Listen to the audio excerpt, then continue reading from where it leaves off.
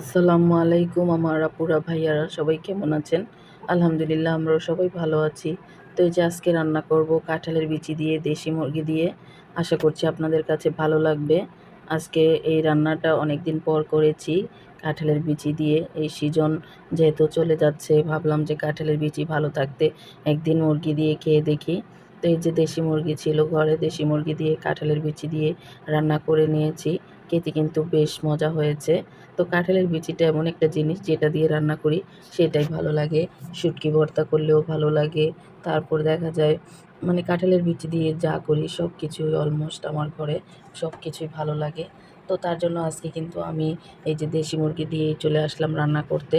তো এগুলো কিন্তু গরুর মাংস দিয়েও দেখা যায় রান্না করা যায় কাঁঠালের বিচি। খেতে কিন্তু বেশ ভালো লাগে। তো এই যে একটা চুলায় আমি প্যান বসিয়ে দিয়েছি। তো আজকের রান্নাটা আমি সয়াবিন তেল দিয়ে করব। সরিষার তেল আজকে শেষ হয়ে গিয়েছে। তো এখানে পেঁয়াজ আমি ভেজে নিয়েছি। এখন আমি একে একে সব গরম মশলাগুলো দিয়ে দিচ্ছি। তেজপাতা, দারুচিনি আর এলাচ। তো এইভাবে আমি সুন্দর করে তেলের মধ্যে ভেজে নিচ্ছি মশলাগুলো। ভেজে এখন আমি ভেজে নেওয়া হয়ে গিয়েছে। এখন এই যে মশলাগুলো দিয়ে দিচ্ছি। আদা রসুন বাটা এখানে দিয়ে দিলাম আমি 1.5 টেবিল চামচের মতো। যেহেতু মুরগির তরকারি আদা রসুনটা একটু কম লাগবে আর আজকে মুরগিটা একটু ছোটো সাইজের। তো এই যে এখানে দিয়ে দিলাম হলুদের গুঁড়ো, মরিচের গুঁড়ো, লবণ, স্বাদমতো ধনিয়ার গুঁড়ো। এই মশলাগুলো দিয়ে আমি ভালো করে মশলাটাকে কষিয়ে নেব। দিয়ে দেব জিরের গুঁড়ো। জিরের গুঁড়োটা দিয়ে আমি ভালো করে মশলাটাকে একটু সামান্য পানি দিয়ে নেড়েচেড়ে এখন কষিয়ে নেব।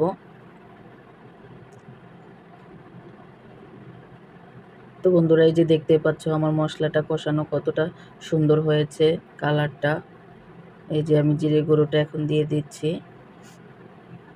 তো কি ভিডিও তোমাদের সাথে শেয়ার করব, আসলে মনটা খুবই খারাপ। জানি না আর কয়দিন আমি ভিডিও করব। তো আমি চাচ্ছি ভিডিও আর করব না, ভিডিও ছেড়ে সত্যিই চলে যাব। এই ভিডিও করতে গিয়ে অনেক কষ্ট হয়। আসলে ভিডিও এতটা সহজ না। ইউটিউব ভিডিও করতে হয়, এডিটিং করতে হয়, আপলোড করতে হয়। অনেক সময়ের ব্যাপার, অনেক টাফ। তো আমি দেখেছি সব কিছু বিবেচনা করে আমার জন্য ইউটিউব না, আমি আসলে এই ছোট, ছোট বাচ্চা-কাচ্চা নিয়ে পেরে উঠতে পারছি না। তারপরে আবার ইউটিউব মামা দেখা যাচ্ছে কত ধরনের আমাদেরকে ভায়োলেশন দিয়ে থাকে। তো আসলে মনটা খুবই খারাপ। এগুলো সবকিছু ফেস করে আসলে মানে পোষাচ্ছে না। তো মনটাকে বুঝিয়ে নিয়েছি যে আসলে ইউটিউব আমার জন্য নয়।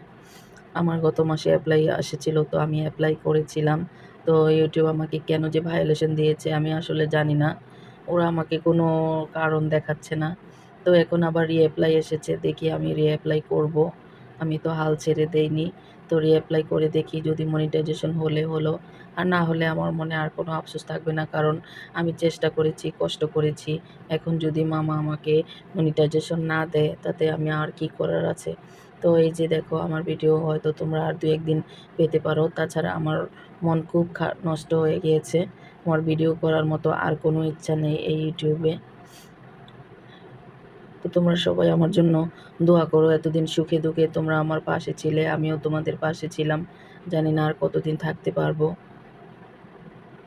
ইউটিউবে এসে অনেক কিছু শিখতে পেরেছি, জানতে পেরেছি। তো এই যে আমার রান্নাটা কিন্তু কমপ্লিট হয়ে যাচ্ছে। আমি কিন্তু কাঁঠালের বিচিটাকে আগে কিন্তু এগুলো সিদ্ধ করে নিয়েছি। সিদ্ধ করে আমি এই যে লাল খোসাটা সেটাকে ছাড়িয়ে নিয়েছিলাম।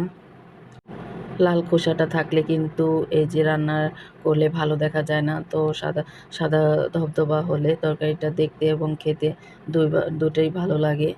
তো এই যে এখানে আমি দিয়ে দিচ্ছি ঝোলের পানি। ঝোলটা দিয়ে আমি আরেকটু ঝোল দিয়ে দেব। যেহেতু কাঁঠালের বিচির তরকারি এটা কিন্তু শুকনা, শুকনা বা ভুনা করা যাবে না। একটু ঝোল, ঝোল থাকলে ভালো হবে আমার মনে হচ্ছে। যেহেতু এটা দেশি মুরগি আমি একটু ঝোল করেই রান্না করব আজকে। তো বন্ধুরা এই যে দেখো আমার রান্নাটা কিন্তু একদম কমপ্লিট হয়ে গিয়েছে। তোমাদের কাছে যদি ভালো লেগে থাকে ফ্যামিলি এবং ফ্রেন্ডসদের সাথে শেয়ার করে দিবা। আর যারা নতুন আছো প্লিজ চ্যানেলটি সাবস্ক্রাইব করে পাশে থাকা বেল আইকনটি অন করে দিবা। যারা একটি লাইক দিতে ভুলে গিয়েছো প্লিজ একটি লাইক দিয়ে ভিডিওটি কন্টিনিউ করো। তোমাদের কাছে এই একটি অনুরোধ আমার। তো আজকের মতো এখানেই বিদায় নিচ্ছি। দেখা হবে নেক্সট কোনো ভিডিওতে। সে পর্যন্ত সবাই ভালো থেকো আর আমাদের জন্য দোয়া করো। আল্লাহ হাফেজ। আসসালামু আলাইকুম রহমতুল্লাহ।